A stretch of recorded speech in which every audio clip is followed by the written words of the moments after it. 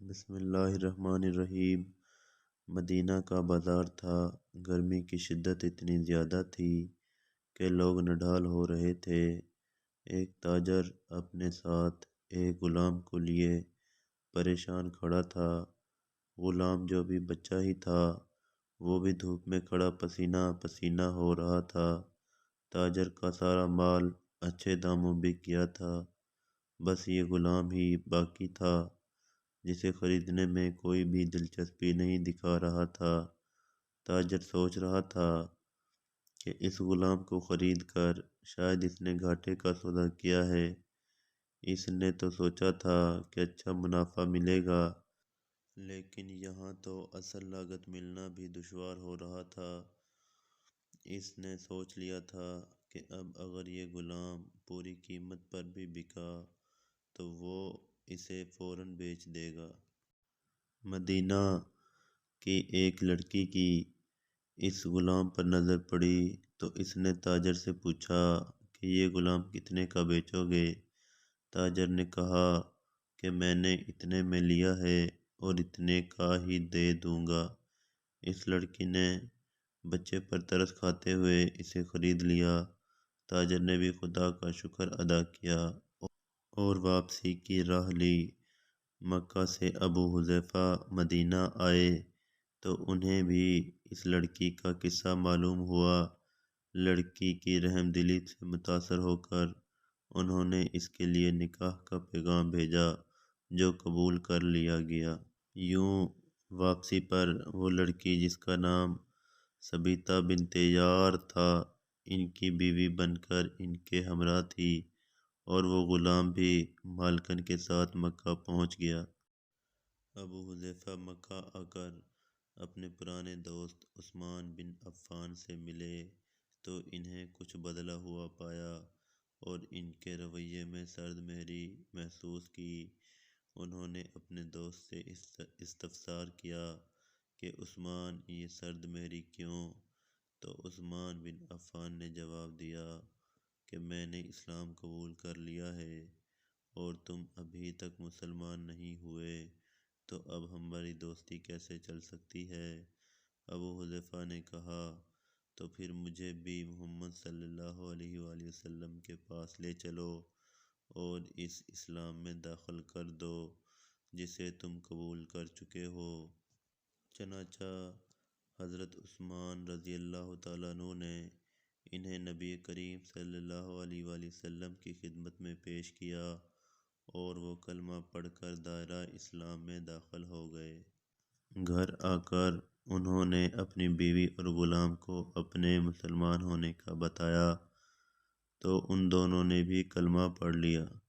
حضرت ابو حذیفہ رضی اللہ تعالیٰ عنہ نے اس غلام سے کہا کہ چونکہ تم بھی مسلمان ہو گئے ہو اس لیے میں اب تمہیں غلام نہیں رکھ سکتا، لہٰذا میری طرف سے اب تم آزاد ہو۔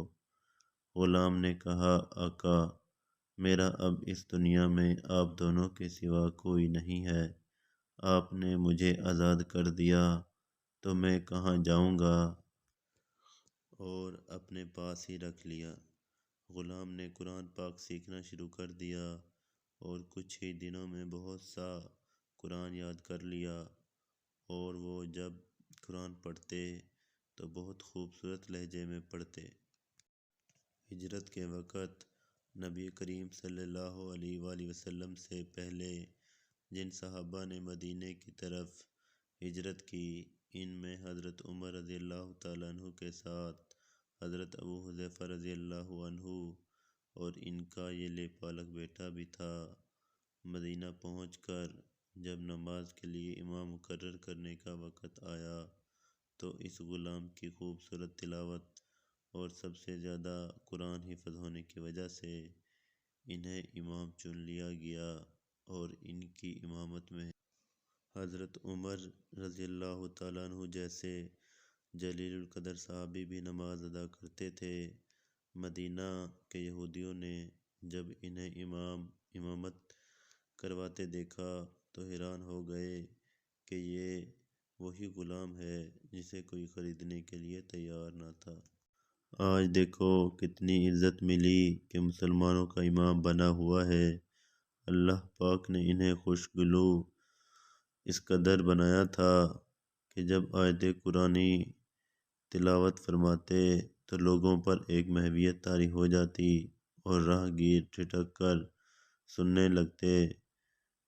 ایک دفعہ ام المومنین حضرت عائشہ رضی اللہ تعالی عنہا کو رسول اللہ صلی اللہ علیہ وآلہ وسلم کے پاس حاضر ہونے میں دیر ہوئی۔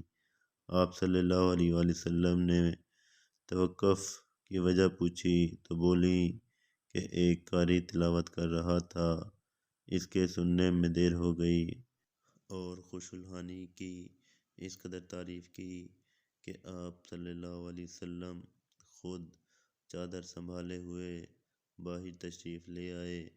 دیکھا تو وہ بیٹھے تلاوت کر رہے تھے۔